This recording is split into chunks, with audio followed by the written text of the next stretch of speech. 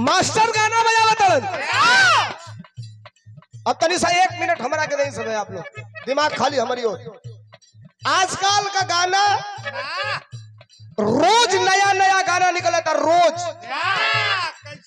1000 रोज गाना निकला था, 1000 से ज्यादा रोज गाना गावे वाला भी पैदा होता। तनी सा समझल जाए कि हमको हद का बनी आपके। आज से ठीक तनी सा 25 साल पहले चली, जब चंदकिशोर पांडे का दौर रहे। हम कहल कहा जाता नहीं, तनी सा मंच पर वरिष्ठ लोग बैठ गए तो दिमाग में आ गया।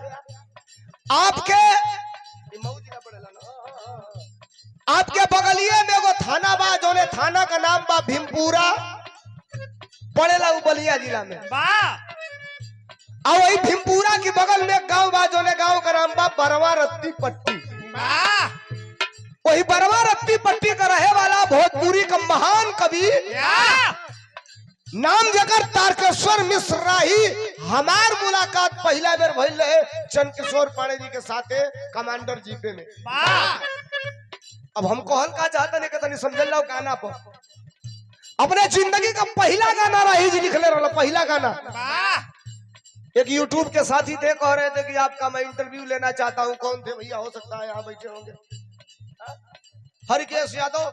हरकेश भाई, हमारा इंटरव्यू बाद में ले लीजिएगा, टाइम हो तो किसी दिन चले जाइएगा तारकेश्वर मिश्र राही के घर और उनका इंटरव्यू लीजिएगा। देश की धरोहर आज भी जिंदा है, शायद आप इस पे गौर करिएगा तो पता चलेगा। तारकेश्वर मिश्र राही अपने जिंदगी का पहला गाना लिखला, गावल के भरत शर्मा व्यास। गाना का रहे, सगरी जिंदगिया बेकार हो गई, एगो रोटी खाती बचवन में मार हो गई। ऑडियो का जमाना रहे, सुपर हिट गाना गई। समय आगे बढ़ल, उहे राही जी लिखला, भरत शर्मा गौला, राजा पिया जनी गाजा हो खराब हो जाइबो। उहे गाना सुपर हिट भइल। हम काहे कहत हनी अबे बताई, उहे गाना सुपर हिट भइल। समय आगे बढ़ल तो मेहरारू राही जी का 1 हफ्ता से रिसिया गई हली पंडिताई। 1 हफ्ता से रिसिया गई हली। 8वां दिन गाना लिख दिया राही जी, कह तारीख की निधि नाक कर नथुनिया, सनिचरे से मुहवा फुलौले वाली धनिया। वो गाना सुपर हिट भइल। समय आगे बढ़ल, उहे राही जी लिखला कि राम ना बिगड़ी हो करके हूं ना बिगाड़ी जी। भरत शर्मा गौला, वो गाना सुपर हिट भइल।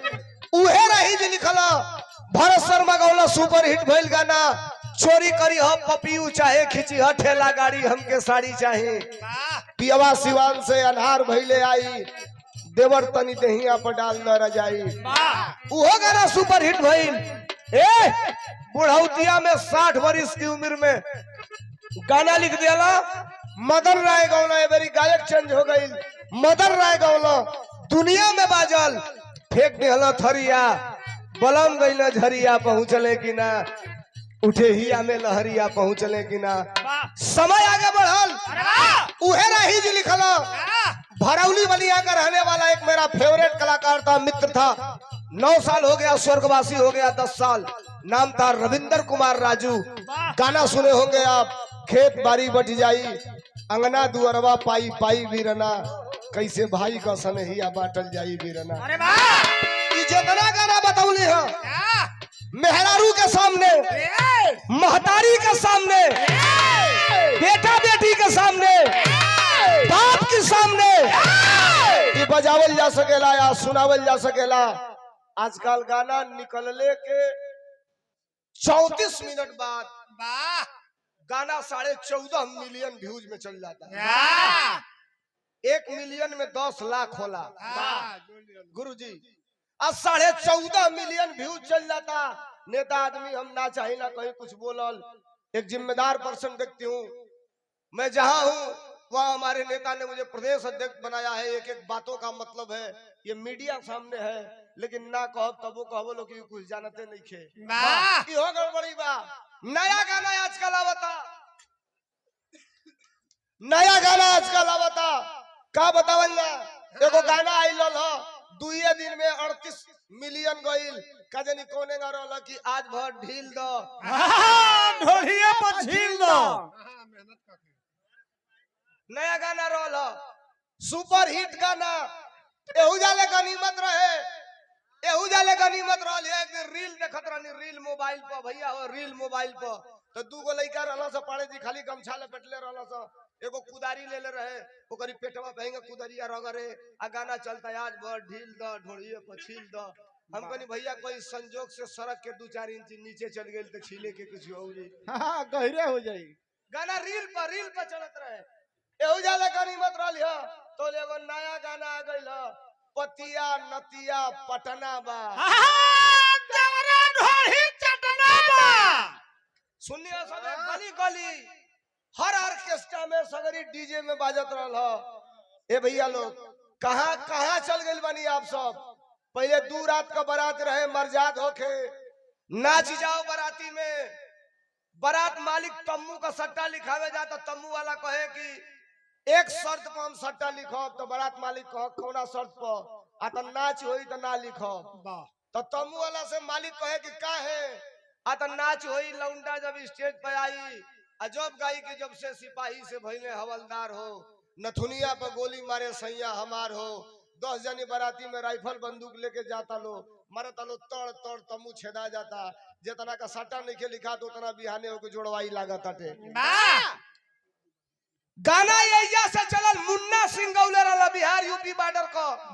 मुन्ना सिंह गौला एजा ले गनीमत रहे, जब से सिपाही से भइले हवलदार हो, नथुनिया पर गोली मारे सैया हमार हो। तनिसा जनरेशन आगे बढ़ल तो कुछ कलाकार साथी उसको 2 इंच नीचे सरका दिए, ओठे पे आ गए।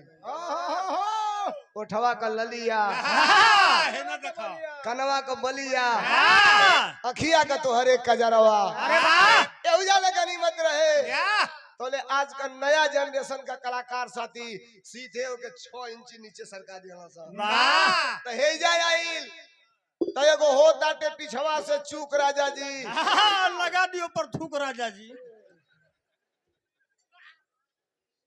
गड़बड़ बात ना बोलल जाला, रुको।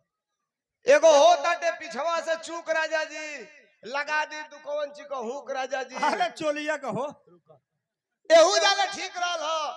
तोले आज का नया साथी लोग एजा से सरकार के 6 इंच नीचे कर दिहल लोग। एगो नया गाना आइल ल कि टोई टोई आटा का लोई कुआ कइले बा, कुआ कइले बा। आ देवरा खोद खोद के दुकवन ची हमार कुआ कइले बा। अरे ढोरी हो ढोरी, ढोरी दुर्दशा क दिहल से ढोरी का।